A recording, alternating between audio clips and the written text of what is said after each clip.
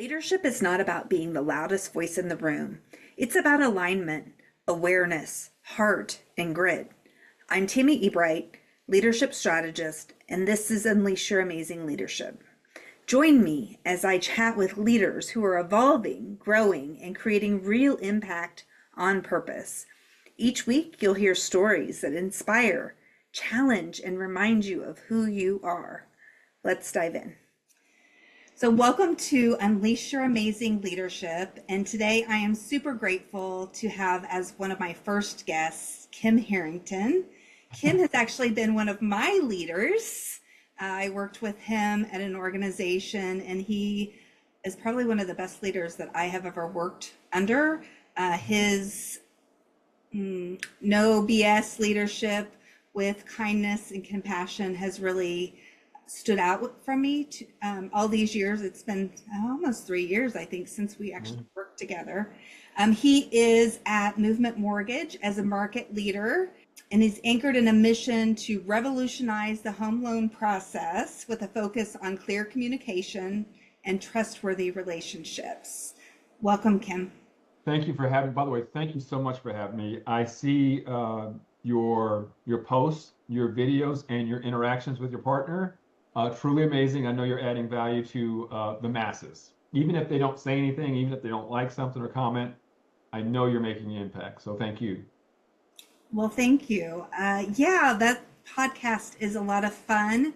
But this one has something that's been brewing for several years to talk about kind of the good, the bad, the ugly in leadership. All right. And then how do you move forward from that whenever you've had some challenges? And you know a lot about challenges. I do. You grew up in the New York City foster system. And can we just start there and kind of tell me how that shaped you as a leader? Sure, of course, of course.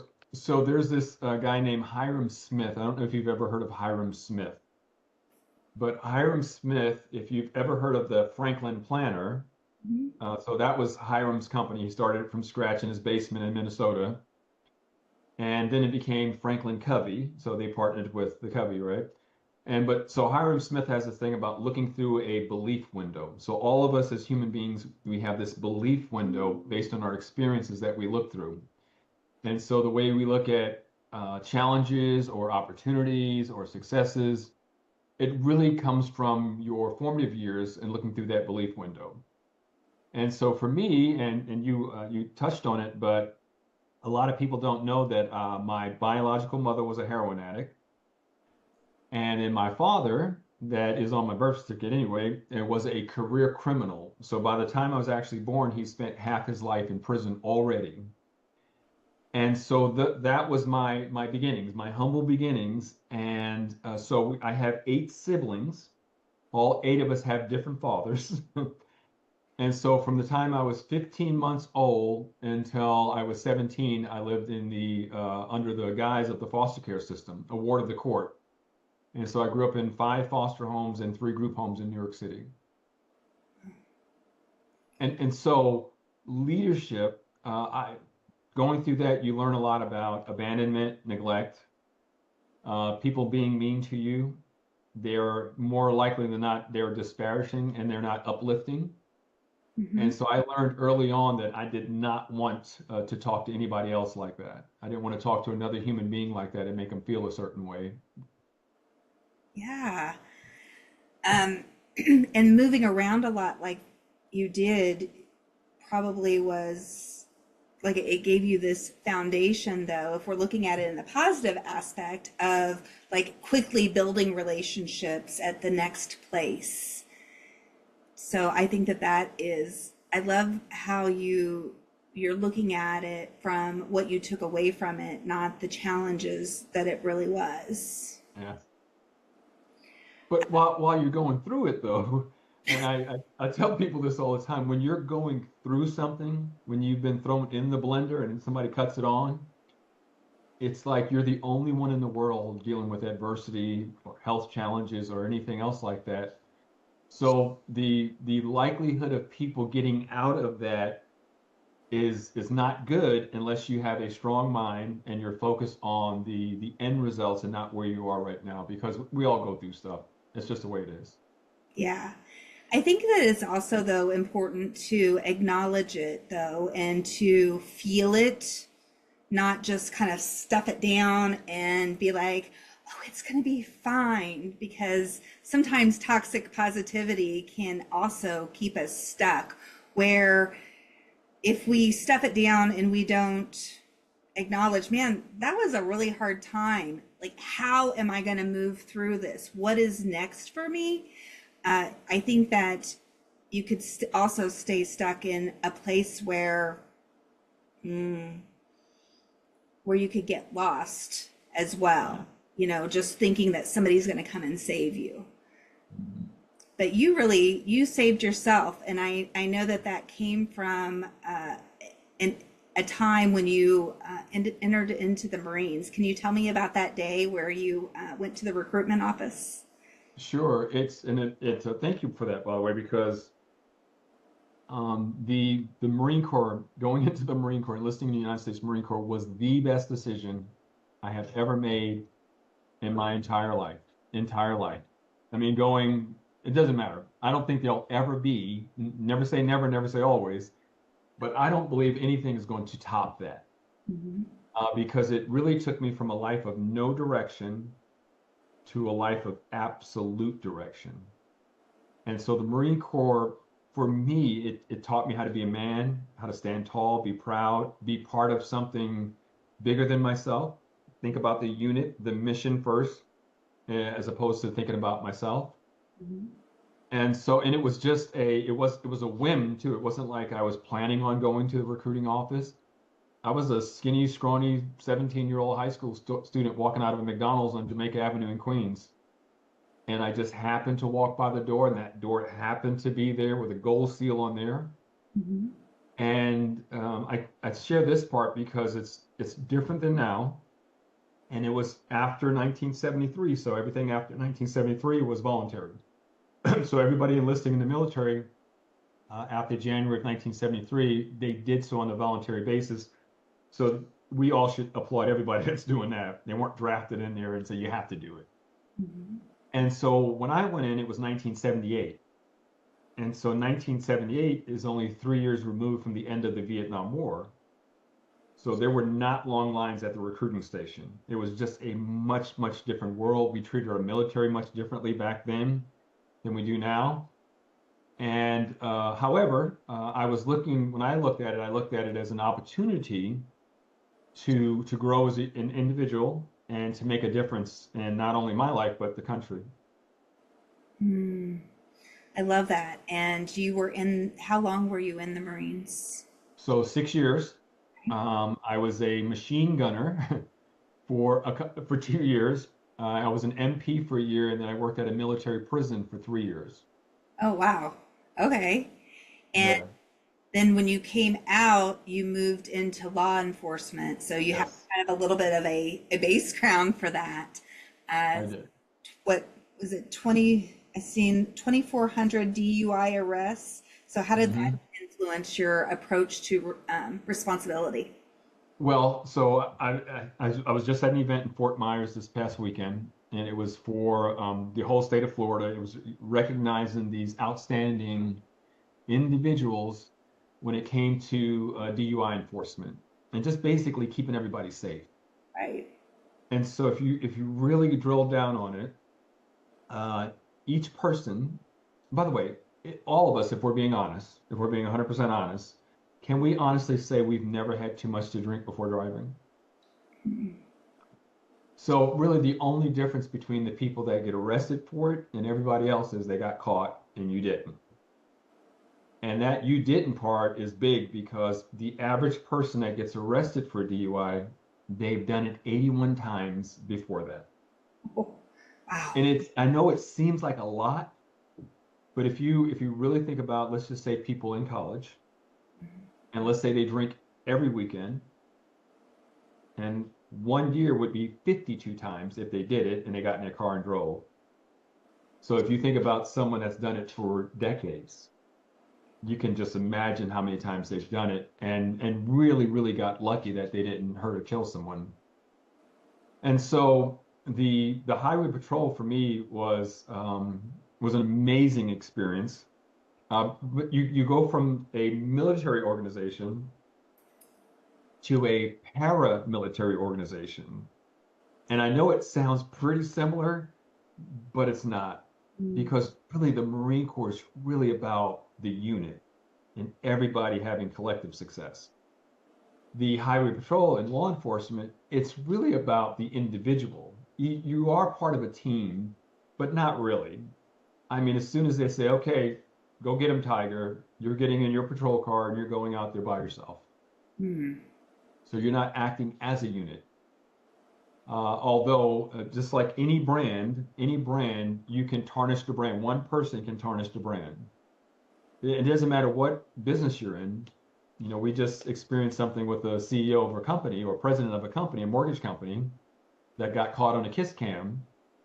And so, you know what? I mean, that's his business to me. Mm. However, his brand was bought into that. The capturing him and a lady on camera, the entire company was bought into that. Yes, and not in a And that's not in a positive way. So, being a highway patrol officer, and we're being super, I've known you for a long time, so we're always going to be super honest with each other. And I'm going to be very honest here and say I didn't really like myself much back then when Mm. I was a police officer. And the reason is that you're exposed to so much negative in our society. And I worked 13 out of my 16 years on the graveyard shift. And Mm. I know we've all heard nothing happens good after midnight. It is absolutely true. But the fact of the matter is that you're always dealing with negative experiences on the job. And even if you help someone, it's still probably going to be a negative experience.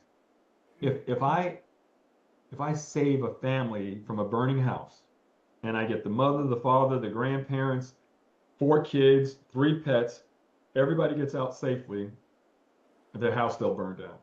Yeah, they lost a lot of memories. They're still They gonna. lost, yes. Yes. So doing that job, I'm glad I did it early on in my life, and I was 23 when I became an officer. But doing that job and being a professional at it, and I consider myself the ultra professional because I believe in being super squared away in your uniform. I mean, polishing your boots every day, making sure you don't have any wrinkles, having a clean car. And because when I present myself to someone I'm engaged with for an enforcement action or someone I'm helping, I want them to look at me as a professional, not someone that's just doing a job and I may be sloppy or something like that. And that goes for us now too. Whenever we do stuff, we got to be squared away. We have to present ourselves in the very best light to be credible. Yes. And how, where do you think that that came from your experience in the Marines or Oh, before that? 100%. Yeah. All Marine Corps.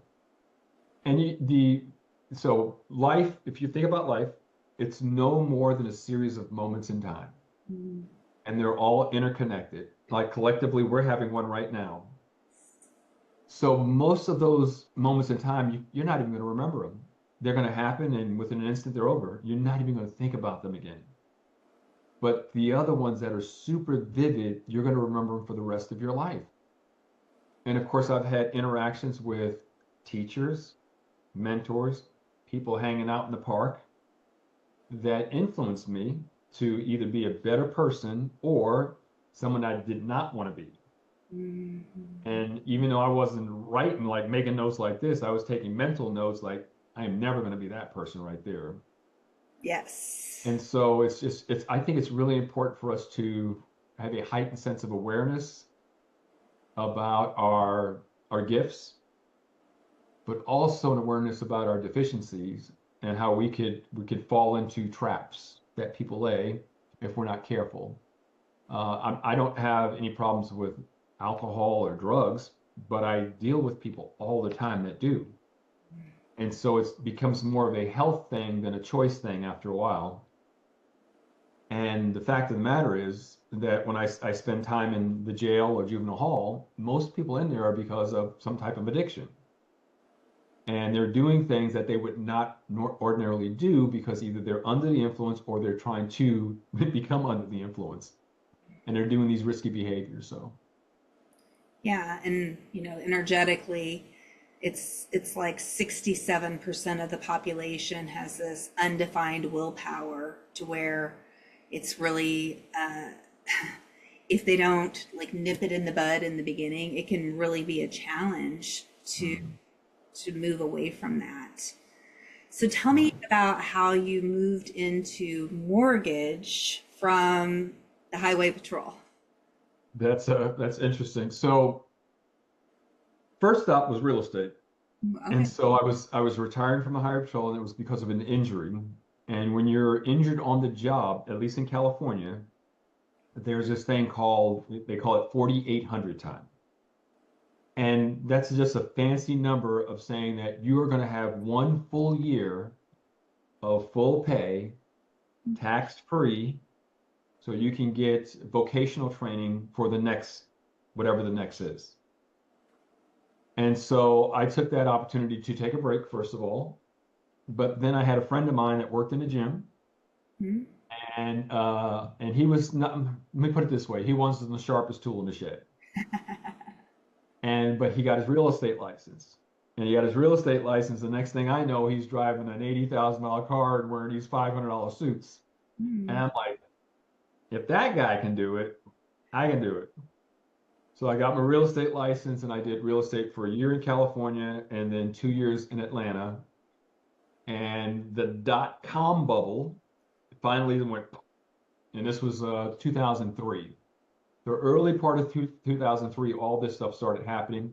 Most people don't remember it, but it did. And it sucked for the mortgage side, or excuse me, it sucked for the housing side, the real estate side, but it was flourishing for the mortgage side.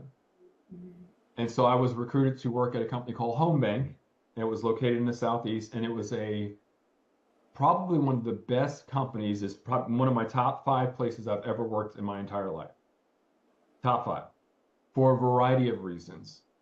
But they had outstanding training. Mhm. So typically, when someone enters the mortgage industry, someone's going to give them a rate sheet. They're going to say, "Hey, go get them, Tiger. Yes. If you get a nibble, or if you get a customer, just let me know, and you can ask me anything you want to ask me in order for you to be effective." Well, that doesn't make sense, right? But that's typically how it is. But that's not how it was at Home Bank. Home Bank, if you were a loan officer, you had to go through an academy. It's called professional sales development. And that was 9 weeks long from 7 a.m. to 7 p.m. You had to wear a suit and tie in there. So the training was very arduous. There were daily tests. And if you failed three tests out of that 9 week period of time, you were gone. You were asked to leave. So you really had to be on your P's and Q's. You had to pay attention. And it really helped you become a really professional lender, a professional originator. I mean, really knowing everything there is to know about the mortgage industry. I mean, everything from the nine parts of an appraisal to how to use your how to use your calculator to do things rather than use a computer. And so it really, those people that went through that program are just at a different level when it comes to the knowledge of the mortgage industry. Mhm. And so I really loved my time there. I actually moved into the training department after about 18 months into it. And then so I've trained about 500 loan officers, and those 500 loan officers have generated about $2.1 billion in volume over a 24-week period of time. So it's a big industry, but it's a small industry. So a lot of us know each other. Yeah. Yeah. Can remember my way into, I worked in a call center first when I did mortgages. Mhm. Then I ended up having Dakota and I took a little bit of time off. When I came back, I got recruited to do closing documents and I sat down with a lady for one closing file and then they sent me Mhm. home to do closing documents by myself. Oh my goodness. Yeah. So that's what the training looked like at that Mhm. organization. So 9 weeks is, that's a big deal, especially for an originator. I always feel like my success was because I had that time and then I processed. So I learned about guidelines and how, before I became an outside originator. Is there anything inside that other than you need some training that you learned as far as leadership goes? Well, so to me, so the Marine Corps, it's just a breeding ground for leaders. You'll hear the phrase that there are natural born leaders. That may be their disposition, Mhm. but that doesn't mean that's going to translate effectively for the masses, right? And so the Marine Corps has 14 leadership traits that are inherent to every single Marine, whether you're a buck private, which means you're an E1, all the way up to a four-star general. And so and I'll just give you the acronym and I'll just explain what it is, but the acronym is JJ did tie buckle. So just think about it. So judgment, justice, decisiveness, integrity, dependability, tact, you have to be tactful, initiative, enthusiasm, bearing, we already talked about that, the way you look, Mhm. unselfishness, courage, knowledge, loyalty, and then of course endurance. Mm. It's not for the faint at heart to be a leader. You have to be willing to work outside of the normal business hours. There's really no such thing if you're a leader, right? Right. And so the Marine Corps, it's really a philosophy of next man up, because what we're really talking about are, when you're engaged in combat, and unfortunately, death is part of combat. And if you have a leader that goes down, it's going to be the next man up. And so you can't train someone to be a leader on the spot. You have to do it all along the way. And so that really begins in boot camp. You learn this in boot camp. And of course, I'm just going to be a little bit biased here. The Marine Corps, and it's true by the way, the Marine Corps is so much different than all the other branches. It's just the way it is. We have the most challenging boot camp out of all the branches in the entire world. We have attention to detail that is off the charts. Everything, every single thing, there's a reason for everything. There are 7 belt loops on each pair of Marine Corps trousers that represent the 7 C's. Hmm. There are 13 stars on every single button, the 13 original colonies. And so I could go on, but everything, even the bottom of your pants hit your shoe, it has to be a certain angle. So the Marine Corps really teaches you how to pay attention to detail, which you need as a leader. It teaches you about empathy. It teaches you about the endurance of powering through stuff, even if you don't agree with it or if you don't believe in it. If it's part of the mission, then you're going to power forward. Because in the Marine Corps, when they ask you to jump, you don't ask why, you ask how high. And Right. it's just the way it is. Now, thinking about that piece right there, like, do you still feel like that as a leader, that when you are leading someone, that they need to have that kind of that discipline? Or do you take into account that people are unique and they need to be led in a different way? That is a really, really good question right there, by the way. So it really depends on the Kim, the time frame of the Kim. Okay.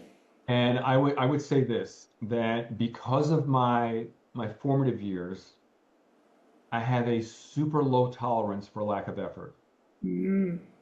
I mean, like super low. Like if someone's not even trying, if they before they even try anything, it's like, I can't do that. Or they might even say something as innocuous as, "Ooh, that looks nasty. I'm not going to even try that." Like food. It's not. It looks funny, so I'm not going to try it. It could be the most delicious thing they've ever had in their entire life, but they push back because of the way it looked. So earlier on in my career, even as a highway patrol officer, I was pretty much this is the chalk line. We're going to walk the chalk line. Mm-hmm. But as you evolve and you get older, and especially when you become active in the civilian world, it's a lot different. Yeah. I still have my pet peeves about, being on time, Mm-hmm. being reliable. I mean, if you're going to be reliable and competent, you have to be on time. And I'm not saying we're never late. I'm just saying you need to be on time. And if you're not going to be on time, well, you got a phone. You need to communicate. You can communicate, say, hey, listen, I'm running a little bit late. Are we still good for 8 a.m.? Yes. But you don't just show up 8:15 and say, oh man, I ran into some traffic. Too late. Mm-hmm.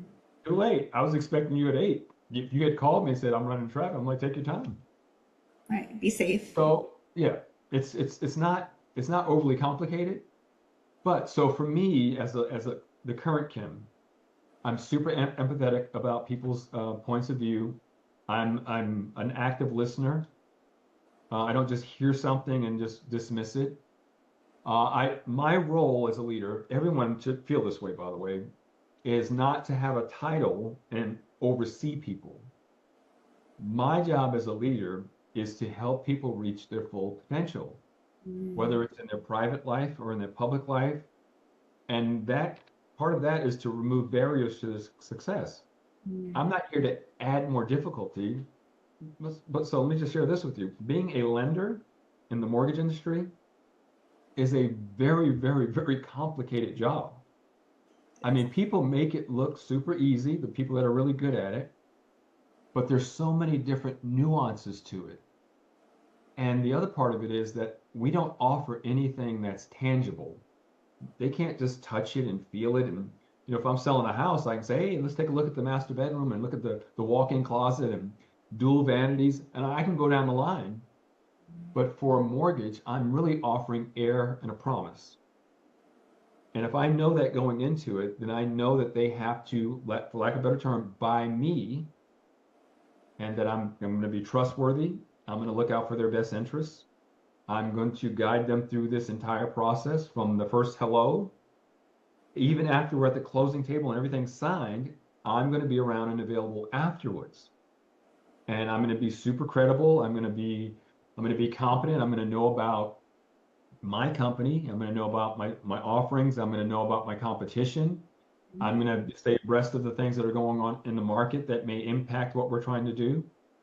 And then the other part is, and this is for everyone, is to truly build rapport with people. That's not a transaction. It's a relationship.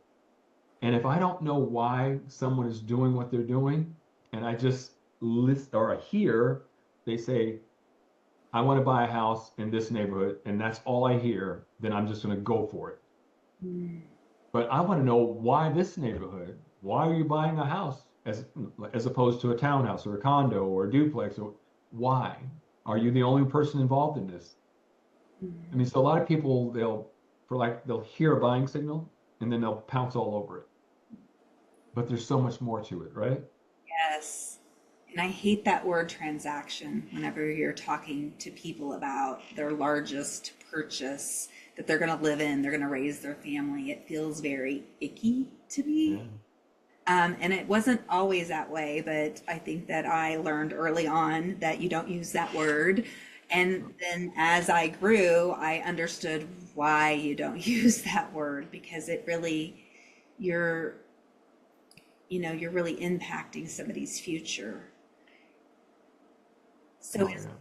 our words matter, Yes. even though, studies say, your words are only 7%. It's like 93% is your tone, your gestures, it's being on Hmm. time, how you Yeah. look, that you can, if you look good, if you are communicating with people, typically they can overlook if you say transaction.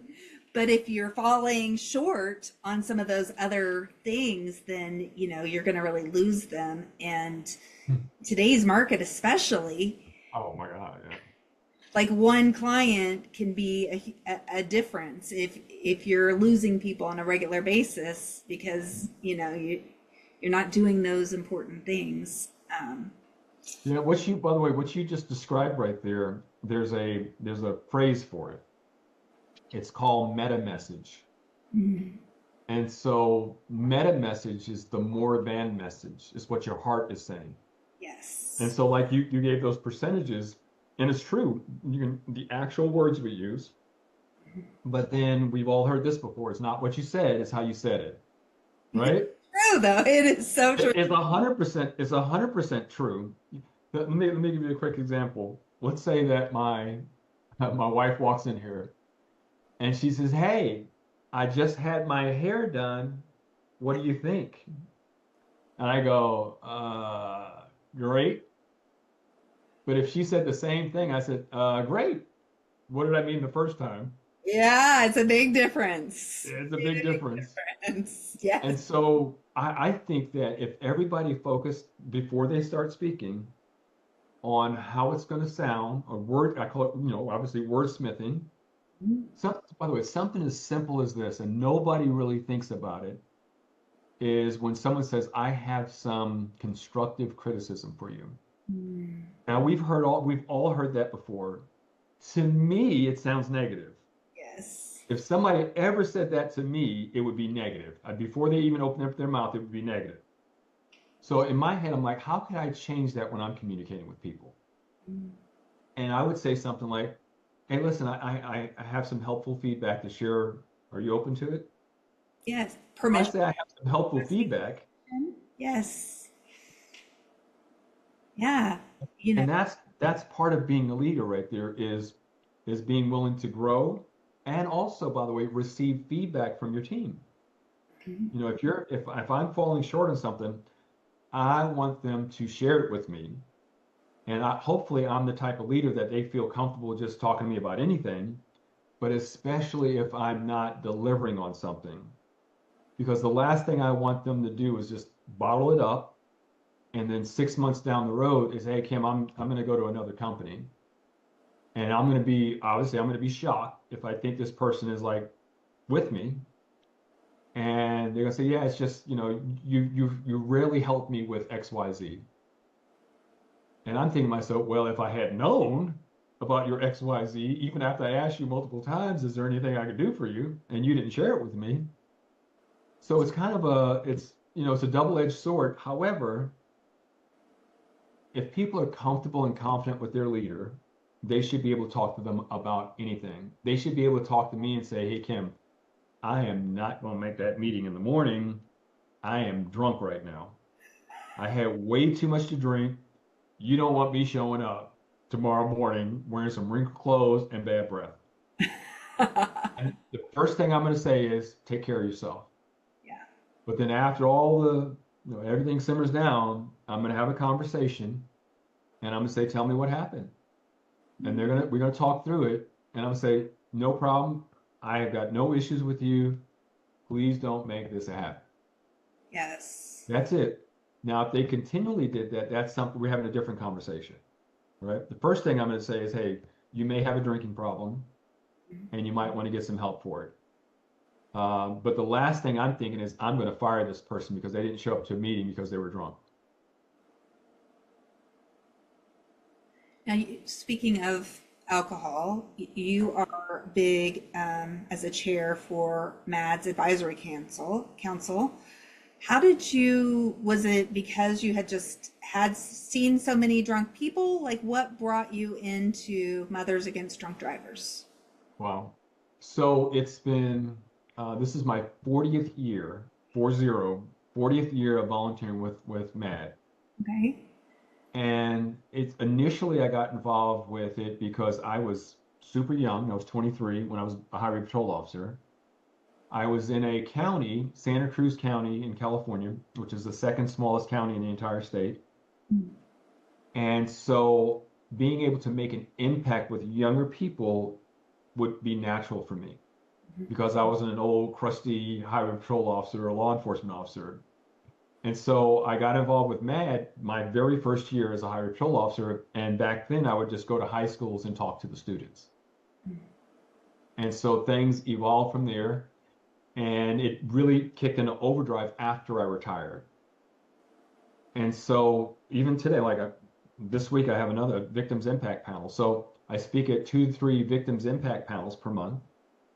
And so a victims impact panel, obviously you can think about the name of it, but every single person that's in the audience has been arrested, they've been adjudicated. Part of their sentence is to sit and participate in that meeting.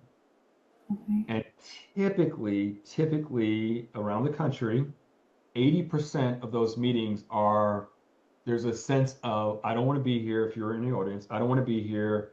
I got to listen to some mad, crazy old lady about something. They're going to get mad at me and they're just going to tell me what I did wrong. And 80% of the time, they're probably spot on. Mhm. I'm just being honest. And they're closed off before they even get there. They're closed off and they're going to leave that way. And Yes. which is crazy to me because the whole goal of having those meetings and having them attend the meetings is for them to change the way they view things. And then hopefully we'll have them leave the room as advocates rather than the same way they came in. And so my approach to it is similar to what I said earlier. Uh, I know I've driven drunk before, and that's, it's been 40 years, obviously, but I know that I've done it, actually done it. And I'm like, whoo, I got lucky. And so if I know that, how am I going to say to somebody else that you should have been doing better? You didn't think, yeah, all that's true, but not now because they've already been arrested. They already got their fines. Some of them lost their jobs. Some of them lost their relationships. There's a whole bunch of the monetary punishments involved. So they already feel a certain way. So Mhm. my goal is to make them feel different and say, hey, I'm with you, Kim. I'm never going to do it again. Thank you for the information. And so, and Mad, they do, it's the organizations are more than just the alcohol thing. And I know people think about Mothers Against Drunk Driving, the first thing they think of is, oh, we can't drink. And I've had it happen to me. They're like, oh, I can't drink. Kim's here. I'm going to have a beer. I mean, you sure you don't want one?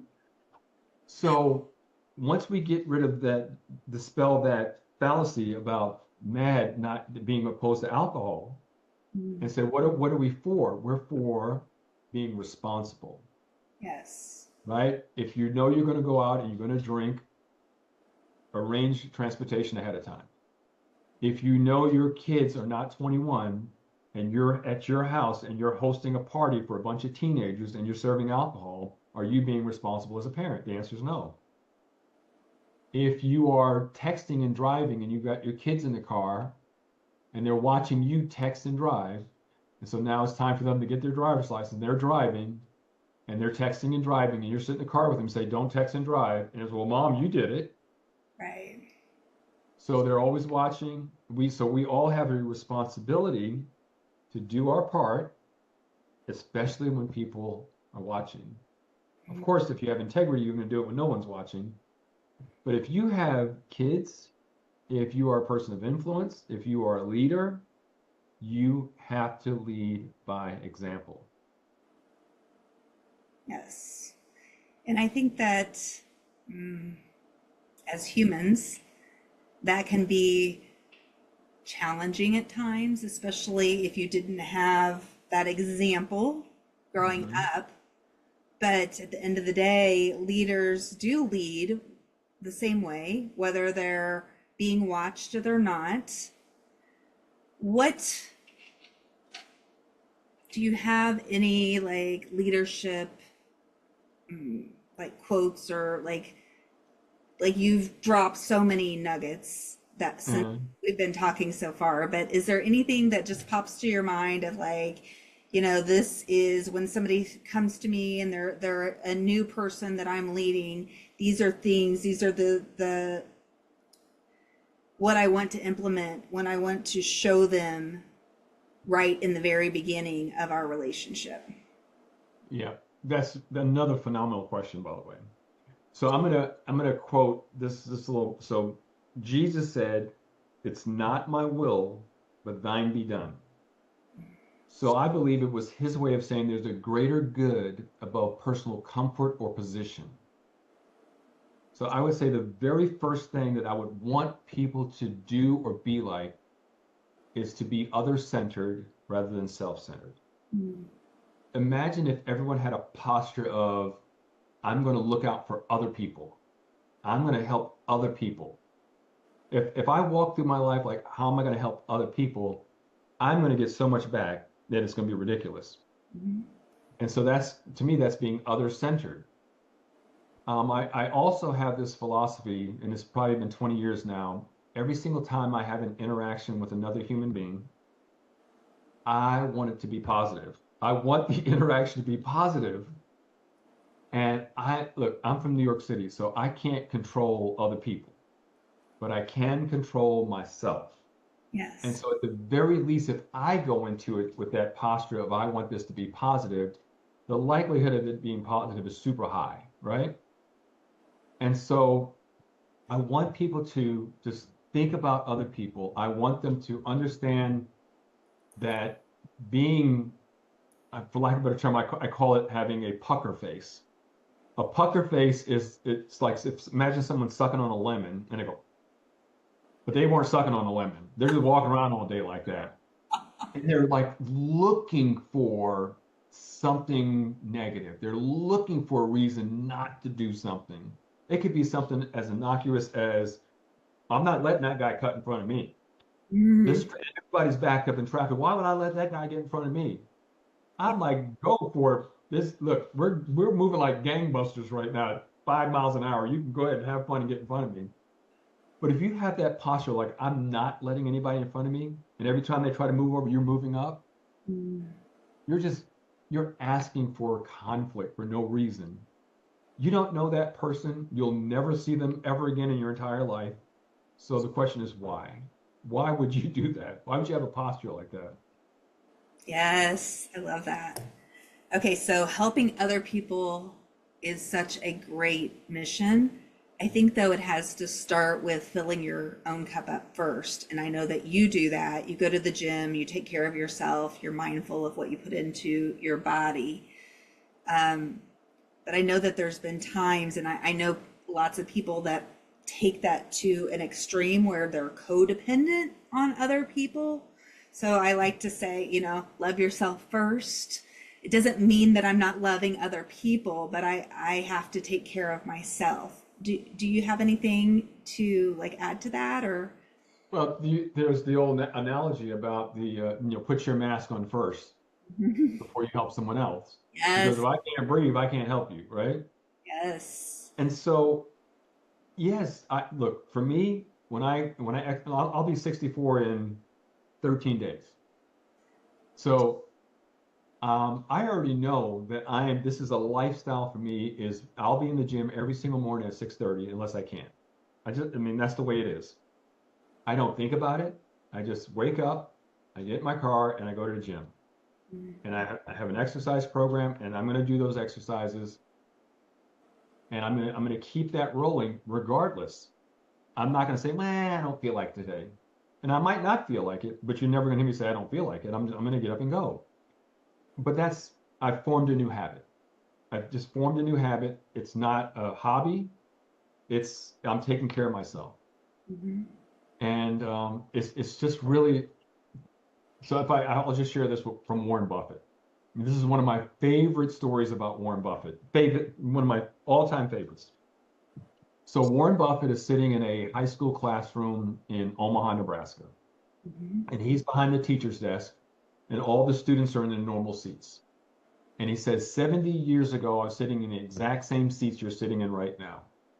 He said, I had two things on my mind, girls and cars. And he said, I sucked at the girl thing, so I focused on cars. He said, I tell you what I'm going to do. I'm going to buy each of you whatever car you want, whatever make, whatever model, whatever color. You let me know what it is. It'll be in your driveway tomorrow with a bow on it. What's the catch? He said, the catch is this will be the only car you will ever have for the rest of your life. He said, with that knowledge, how are you going to take care of that car? He Mhm. said, you're going to have a maintenance schedule. You're going to rotate the tire. You're going to do everything possible to have that car last you the rest of your life. And he said, I submit to you that you will have more than one car in your lifetime. However, you're only going to have one body and you're only going to have one mind. With that knowledge, what are you going to do with it? I love that. That's really cool. And it's so true. You have to Yeah. take care of your body, you have to take care of your mind. And that can be, it's like, I think it's 70% of us have this open identity, and it's like 60% have an open conceptualization. And then we start our day on social media with all of this doom and gloom. Yep. How is that feeding your mind? Is it, or is there a better way to start your day than Oh my God. Yeah. the, Not, by the way, the time suck? look, I love what you're saying because the other thing, if I could mold someone, right, Mm, I would say don't complain. mm, Just don't be a complainer. There's a difference between giving feedback and complaining. mm. Complaining is, well, we've got this new technology. Oh, I wish they hadn't done that. I wish they, well, this is what you have, man. What Yes. are you doing? Why don't you, instead of complaining, lean into it and learn? Give it a chance. Give it a chance. Just lean into it and say, this is what I don't know. I'm going to focus on this. All this other stuff I do know. So if I just take my time and I learn what I need to learn, I'm going to form a new habit and it's not going to be a challenge for me anymore. Yeah. Complaining is the devil's drug. It is. It's just it's waste of energy. Yes. I recently had one of the companies that I work with put somebody into coaching because, almost a year in, wasn't getting the lift that they wanted. And all she could talk about was how things were wrong and this. And I was just like, our last call together, I was like, look, if we're going to work together, you have to show up and realize they're doing this to help you, not to Mhm. hurt you. So last thing before, because we're kind of at time here, but Okay. wrap up, how do you turn around somebody that is just they have that mindset that everything is wrong and they can't see, they can't see the sunrise because they're too focused on the darkness. Well, I have this. So a lot of people, when they managers, and I would say not the executive level, but the frontline managers, their approach typically is to give feedback for improvement. Mhm. And what I mean by that is that your numbers were low this past week, and you need to bring them up next week. And so after that, we'll talk about it and see where we are. The person leaving the room is probably scratching their head like, well, you're my boss, man. Tell me how to do it. Yes. And so I have this, well, a system. So I call it the Oreo cookie. It's called the Oreo cookie, my Oreo cookie. So we got the two outsides and we got the cream on the inside. Mhm. So if I'm having a power meeting or a one-on-one with somebody, the first thing that we're going to talk about is something positive. Mhm. And I'm going to ask them for their feedback. I'm going to say, tell me what's going well. And most people, they're going to go to a negative. It's just the way everyone's wired. Well, I could have done this better. Well, I didn't ask you that yet. I asked you about what you were doing well. And so you have to, as a leader, you have to have something ready to share with them that they're doing well. Mhm. Mhm. Mhm. I could come up with anything. I mean, I could say, hey, I love the way you communicate with people. Every time I see you talking to somebody, it's like you guys been friends forever. Instead of saying your numbers are low. Mhm. So I want there to be and plus it has to be, we're all in this together. I'm not telling you what to do. I know you roll up to me, but I'm rolling up to you because I want to help you. And so start with the positive, and then you give the helpful feedback. Yeah. But I'm not going to give the helpful feedback until they share something with me, because now I'm going to ask them. I say, hey, where is there an opportunity for improvement? And then I'm going to be quiet, and then hopefully they will come up with something that's already on my list that I want to talk to them about. And if they can come up with something that's on my list already, I'm not bringing anything else up, because there's so much power in self-discovery. Yes. If Yes. if I can get someone to say, I need to do this because, not because anybody told me to, I need to exercise because I'm going to be hopefully 70 one day. And I want to still be mobile and active and engaged. And so self-discovery is the key to victory with leaders. If you can get someone to do some self-discovery, and so I use gap questions, get at the problem questions. So it takes someone from where they are to where they should be without me telling them they should be there. I love that. Yes. And then, of course, the other part of the Oreo cookie is we're going to leave with something positive. We're going to end this meeting with something positive. And so hopefully after a while of that rhythm, people are going to look forward to those meetings. They're not like, oh my God, I got to meet with him again. It's our weekly. No, they say, oh man, let's go. I'm ready this week. Nah, he's not going to catch me without having something positive to say about myself. So it's really cool when you can see it come together. And let me just share this part. Leadership is you always have to work on things, and you have to be realistic. For example, if you're a new leader coming into a role where they have existing team, you're going to have to earn their trust and respect. You can't just say it worked over here, let me do it over here. It always And does. oh my God, and it takes time. All this stuff takes time. It doesn't happen overnight. So your expectations, you have to really have measured expectations and say, my goal 6 months is for all this to be here, not 1 month. Mm. Because I don't know what I don't know about people at this point.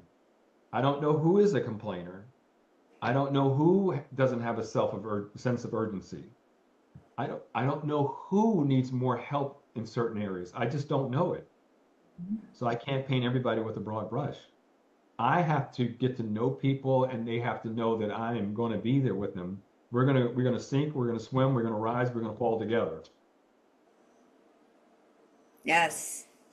I love your Oreo cookie approach because emotional intelligence says that it takes like five positive feedbacks, five positive things to overcome one negative. So, if you're implementing that and you're having you're pulling that out of them, then that's going to start the conversation out so much healthier than if you're like, hey, how come your numbers aren't where they're supposed to be? What's up?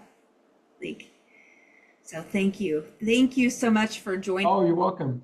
Like, I could talk to you all day. Yeah. Well, thank you. I appreciate it. Thanks for having me. Yes. Mhm. And how can, I know that we didn't go deep into it, but I know that you also have your own consulting, H10 Enterprises. How could people Yes. get a hold of you if they wanted to learn more?